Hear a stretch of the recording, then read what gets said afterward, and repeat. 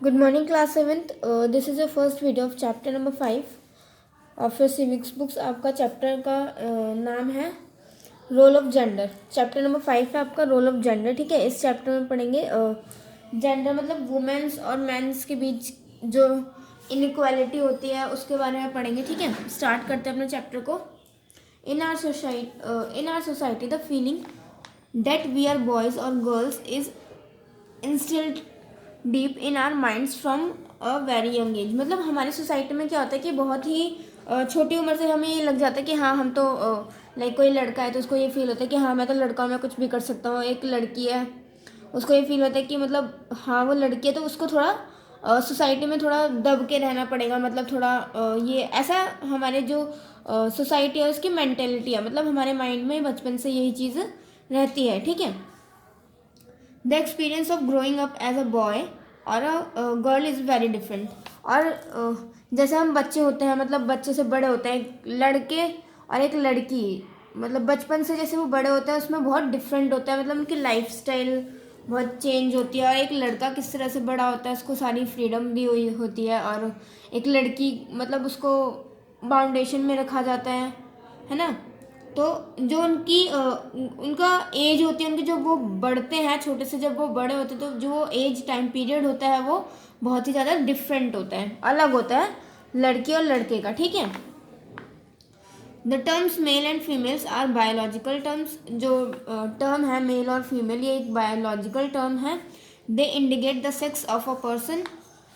The term gender, और वो ये बताता है कि मतलब वो मेल है या फीमेल है, इसको जेंडर बोलते हैं. ठीक है, that is being a man और a women is a sociological term. और एक मैन होना और एक वुमेन होना ये क्या हो गया, एक सोशोलॉजिकल टर्म है. ठीक है, it refers to the different values given to man and women and to the work done by them. और ये उन वैल्यूज मतलब किसी भी आदमी या किसी भी लेडीज़ के द्वारा जो काम किया जाता है उस काम के ऊपर डिपेंड होता है. ठीक है, उसकी काम की वैल्यू के ऊपर डिपेंड होता है. अब हम आगे बात करते हैं हाउ जेंडर इज डिटरमाइंड. अब जेंडर कैसे डिटरमाइन किया जाता है उसके बारे में पढ़ते हैं. Gender is determined socially.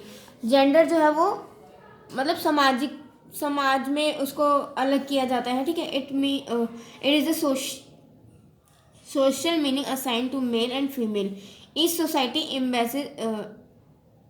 emphasizes particular roles roles that each sex should play. Although there is wide difference in acceptable behaviors for each genders. मतलब कि क्या होता है कि लाइक मेल और फीमेल ये मतलब समाज में ही इन बहुत अलग समझा जाता है कि मेल अगर आदमी है तो मतलब वो कुछ भी कर सकता है, लड़का है तो वो कुछ भी कर सकता है, उसको सारे फ्रीडम होता है. बट गर्ल्स को ऐसे फ्रीडम्स नहीं दिए जाते. ठीक है, how did separate roles emerge for man और वुमेन. अब कुछ रोल्स के बारे में बात करते हैं जो कि मैन और वुमेन के लिए बनाए गए हैं. ठीक है, biological differences between man and women are the main reason for this. Biological difference जो होता है वो इसके लिए मैन और वुमेन में सबसे मेन रीज़न है. This difference is called biological determinism. और इस डिफरेंस को कहा जाता है biological determinism. It means that certain behaviour are unchangeable. और इसका मतलब होता है कि कुछ जो बिहेवियर है वो बिल्कुल चेंज हो ही नहीं सकता.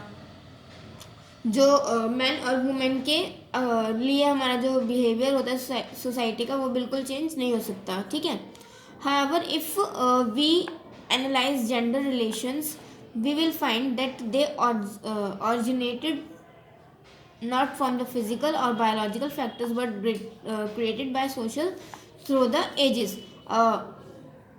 Gender refers to socially constructed feminine and masculine patterns of behavior for men and women.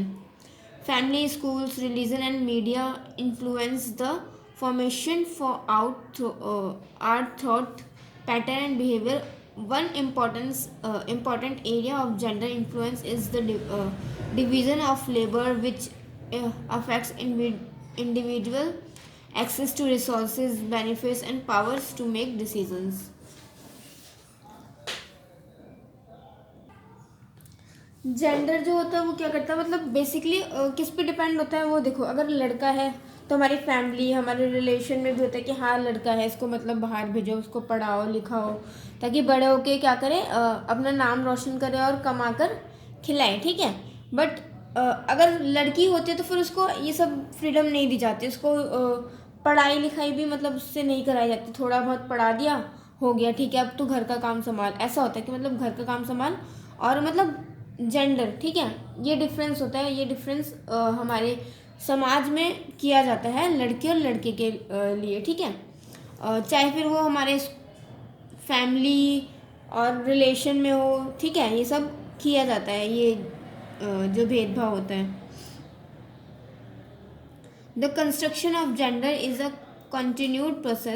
continued process which changes over time with experience and thinking। और जो जेंडर का जो कंस्ट्रक्शन है वो एक कंटिन्यू प्रोसेस है जो चलता जा रहा है, और टाइम टू टाइम हमारी थिंकिंग, हमारी सोच और हमारे एक्सपीरियंस से वो चेंज हो रहा है। It is a state where both males and females have equal opportunity. और ये एक ऐसा स्टेट है जहाँ पर मैन और वुमेन्स को इक्वल अपॉर्चुनिटी दी जाती है, मतलब कोई भी अगर कोई काम करे तो उनको इक्वल बराबर अधिकार दिया जाता है, ठीक है, चाहे फिर वो मैन हो चाहे वुमेन हो।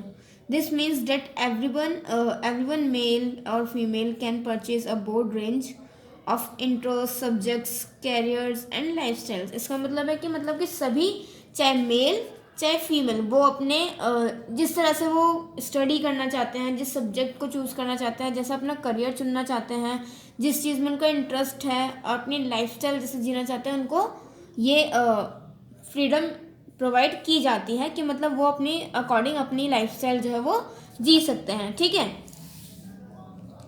तो मेल और वुमेन, मेल और फीमेल दोनों को ही अपॉर्चुनिटी दी जाती है। अब हम बात करते हैं इन द फैमिली। अब फैमिली के अंदर क्या होता है उसके बारे में हम बात करेंगे, ठीक है। Our family leave a great impact on the individual behaviour in society. हमारी जो फैमिली है उस हमारी फैमिली पर भी सोसाइटी का एक बहुत, सोसाइटी के बिहेवियर का बहुत बड़ा इम्पैक्ट पड़ता है। In the family and in the work place, मतलब फैमिली और जहाँ पर हम काम करते हैं उस पर हमारी सोसाइटी का ये बहुत बड़ा इम्पैक्ट पड़ता है, ठीक है। In earlier times boys were given more freedom during childhood while girls were given less freedom and were expected to their future roles as mother and caretaker of children. और देखो पहले के time पे क्या होता था, मतलब society जैसे समाज में बातचीत चलती है वैसे फैमिली पे तो असर पड़ता ही है। तो पहले के टाइम में क्या था कि मतलब बॉयज़ को ज़्यादा फ्रीडम दी जाती थी, ठीक है, उनके बचपन से ही कि जो करना है कर ले, चल कहीं जा रहा है घूमने चला जा, पढ़ाई करनी है कर ले, ये करना है वो करना है कर ले। बट गर्ल्स को ऐसा फ्रीडम नहीं दी जाती थी, उनको बहुत कम फ्रीडम दी जाती थी, और बल्कि उनसे ये एक्सपेक्ट करते थे कि वो घर का कामकाज सीखें और थोड़े से बड़े होने के बाद उनकी शादी कर दें और अपने बच्चों की वो देख रेख करें और एक मदर का अच्छा रोल निभाएं, ठीक है। तो मतलब गर्ल्स से यही एक्सपेक्ट किया जाता था कि वो अपने घर गृहस्थी संभाल के रखें। Women's are expected to be emotional, sensitive, dependent of soft nature. और वुमेन्स को क्या समझा जाता था कि वो बहुत इमोशनल होती हैं, सेंसिटिव होती हैं और दूसरों पर निर्भर रहती हैं, और उनका जो नेचर है तो बहुत सॉफ्ट होता है। मतलब वो औरतें जो होती हैं वो दूसरों पर निर्भर रहने के लिए ही बनी है, मतलब वो खुद से कुछ नहीं कर सकती, वो सिर्फ दूसरों पे निर्भर ही रहती है, अपने जैसे शादी से पहले अपने पापा पे और शादी के बाद अपने पति पे, है ना, राइट। तो ये पहले की सोच थी, ठीक है, मतलब ऐसे लोग सोचते थे। Such expectations breed inferiority complexes among womens. और ये जो वुमेन्स को लेकर ये जो सोच थी वो बहुत ही बेकार थी, ठीक है। मतलब by the time a child is ready to go to school gender identity is firmly imprinted of his mind. और जब एक चाइल्ड जब स्कूल के लिए रेडी होता था तो फिर एक आइडेंटिटी बनी होती है कि हाँ भाई लड़का तैयार हो रहा है स्कूल जा रहा है, या लड़की तैयार होकर स्कूल जा रही है, ये सब, ठीक है। अब इन द स्कूल, अब स्कूल में क्या होता था, the literacy rate in India for man and women is 64% and 37% respectively. Thus, you find that girls are discriminated against when it's come to schooling.